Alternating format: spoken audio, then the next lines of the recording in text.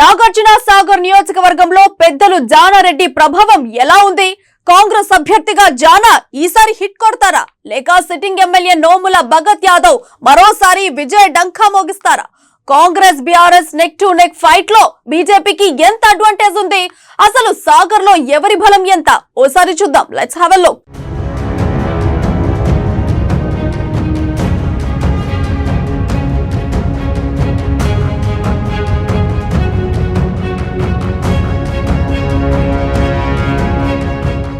నల్లగొండ జిల్లాలోని కీలక నియోజకవర్గాల్లో నాగార్జున సాగర్ ఒకటి.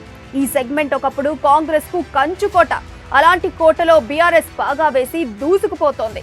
పునర్వ్యవస్థీకరణలో భాగంగా 2009లో నాగార్జున సాగర్ నియోజకవర్గం ఏర్పడింది. 2009లో ఇక్కడ పెద్దలు జానారెడ్డి విజయడంకా మోగించారు. అప్పటికే 5 సార్లు ఎమ్మెల్యేగా గెలిచిన ఆయన 2009లో ఎమ్మెల్యేగా మరోసారి విజయ దుందుబి మోగించారు. 2014లోనూ ఆయనదే పైచేయి అయింది. 2014లో సీనియర్ నేత బీఆర్ఎస్ అభ్యర్థి నోముల నరసింహయ్యను కూడా ఓడించి జానారెడ్డి విజయాన్ని సాధించారు. కాంగ్రెస్ అధికారాన్ని కోల్పోవడంతో జానారెడ్డి సీఎల్పీ నేతగా ఎన్నికయ్యారు. అప్పట్లో కాంగ్రెస్ కు ప్రతిపక్ష పాత్ర దక్కడంతో అనుకున్న స్థాయిలో నియోజకవర్గాన్ని జానారెడ్డి అభివృద్ధి చేయలేకపోయారు.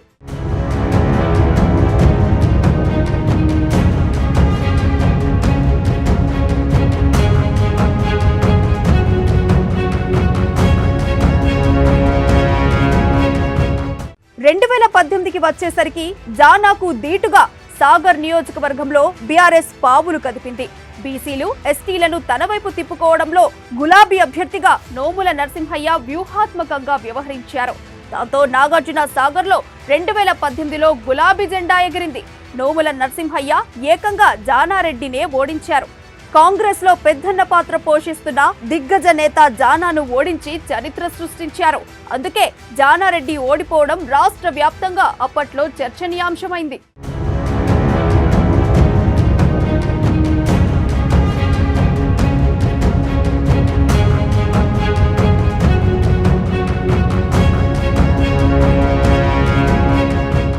ఓటమి తర్వాత జానారెడ్డి కొంతకాలం పాటు నాగార్జున సాగర్ నియోజకవర్గానికి దూరంగా ఉన్నారు.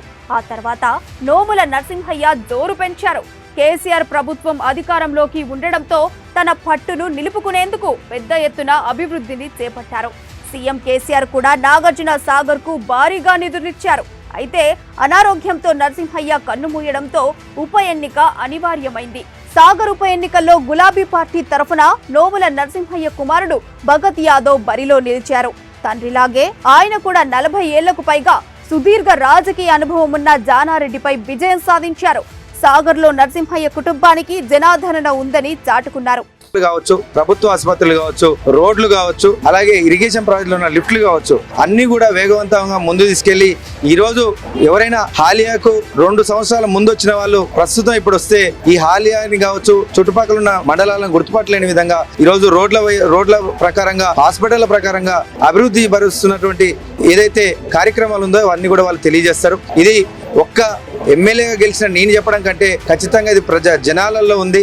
ఏదైతే 2018 ముందల ఎక్కడ కూడా ఇట్లాంటి అభివృద్ధి జరగలేదు. 2018 తర్వాత మీరు వచ్చిన తర్వాతనే ఇక్కడ కేసీఆర్ గారి అధ్యక్షతన మీరందరూ కూడా మంచి అభివృద్ధిని మాకు అందిస్తున్నారని చెప్పేసి ప్రతి ఒక్కరు కూడా దీవిస్తున్న సంగతి కూడా మీ అందరికి గుర్తు చేస్తూ, ఏదైతే ఈ నాగార్జున సాగర్ లో ఏదైతే ఒకప్పుడు మా నాన్నగారు ఇచ్చిన హామీలు కావచ్చు, ఈ నియోజకవర్గానికి మేమందరం కావాలనుకున్నటువంటి స్టేడియం కావచ్చు, డిగ్రీ కళాశాలలు, అలాగే ఏదైతే కళాశాలల అభివృద్ధి కోసం మన ఊరు మనబడి కింద కార్యక్రమం కింద మేము ఇప్పటికే ఒక 100 స్కూళ్ళ దాకా దానికి నిధులు సమకూర్చినాం. అదే విధంగా బ్రిడ్జిలకు సంబంధించి ఒక దాదాపు 6 బ్రిడ్జిలను ఈ నియోజకవర్గ వ్యాప్తంగా జనాలు చాలా ఇబ్బంది పడుతున్న వాటికి గుర్తించి దాన్ని కూడా నిధులు కేటాయించడం జరిగింది. అలాగే రోడ్లకు సంబంధించి ప్రతి గ్రామంలో కూడా ఇప్పటికే 30 లక్షల నుంచి దాదాపు 60 లక్షలు ఒక కొన్ని గ్రామాల్లో ఇంతవరకు అభివృద్ధికి నోచుకుని గ్రామాల్లో ఇప్పటికే దాదాపు 90 లక్షల నుంచి ₹1 కోటి దాకా కూడా దాని నిధులు కేటాయించిన సంగతి గర్వంగా తెలియజేసుకుంటూ, త్వరలో ఎన్నికలు జరగనున్న తరుణంలో నాగార్జున సాగర్ లో జానారెడ్డి మళ్లీ యాక్టివ్ అయ్యారు. వరుసగా 2 సార్లు ఓడిపోయినప్పటికీ ఆయన మాత్రం పట్టు వదలని విక్రమార్కుడిలా ముందుకు సాగుతున్నారు. ఈసారి ఎలాగైనా గెలవాలనే పట్టుదలతో జానా ప్లానింగ్ కొనసాగుతోంది. ఇప్పటికే ఆయన గ్రౌండ్ వర్క్ మొదలుపెట్టినట్లుగా టాక్. జానా తరఫున ఆయన కుమారుడు రఘువీర్ రెడ్డి మండలాల వారీగా నేతలను క్యాడర్ యాక్టివ్ చేసినట్లు తెలుస్తోంది. బైపోల్లో జరిగిన తప్పులు మళ్లీ జరగకుండా ఈసారి అన్ని వర్గాల ఓట్లను రాబట్టుకునేందుకు వ్యూహారచన చేస్తున్నారట.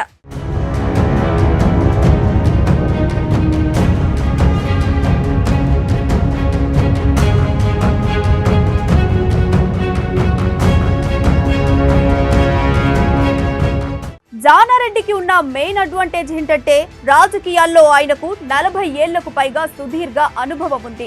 ఎక్కువ కాలం పాటు మంత్రిగా కొనసాగి రికార్డు నెలకొల్పిన ఘనత జానారెడ్డిది. అలాంటి జానాకు నియోజకవర్గంలోని ప్రతి గ్రామంలో పరిచయస్తులున్నారు. ప్రతి ఓటరు ఆయనను గుర్తుపడతారు. పైగా మంత్రిగా, విపక్ష నేతగా, ఎమ్మెల్యేగా ఇలా పలు స్థాయిలో ఆయనకున్న అపార అనుభవం కలిసి వచ్చే అంశం. జానారెడ్డికి ఉన్న క్లీన్ ఇమేజ్ మరింత ప్లస్. ఏ పార్టీ అధికారంలో ఉన్నా తనకు కావాల్సిన పని చేయించుకోవడంలో నేర్పరిగా ఆయనకు మంచి పేరుంది.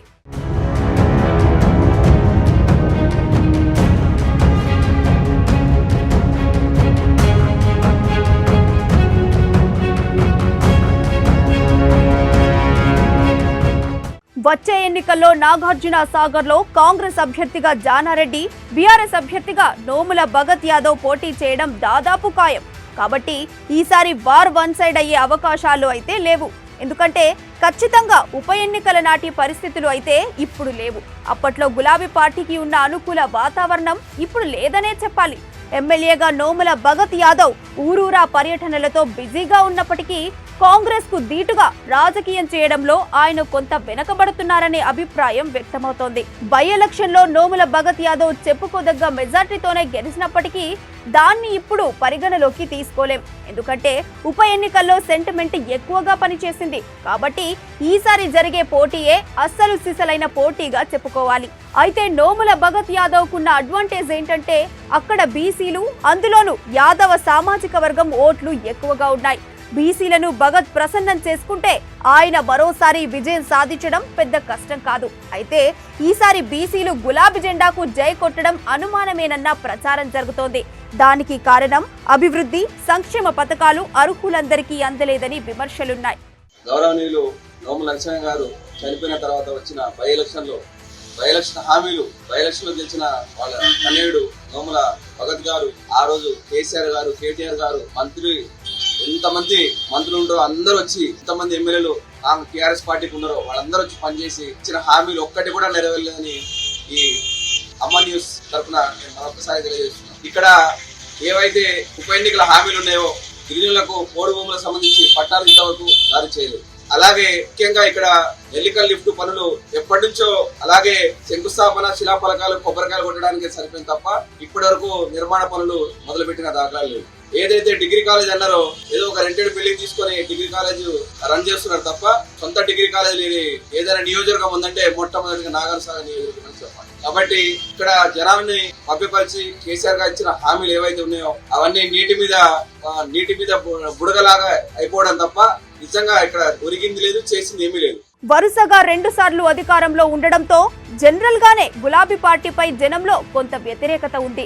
దీనికి తోడు నాగార్జున సాగర్ లో కాంగ్రెస్ కి మంచి పట్టుంది.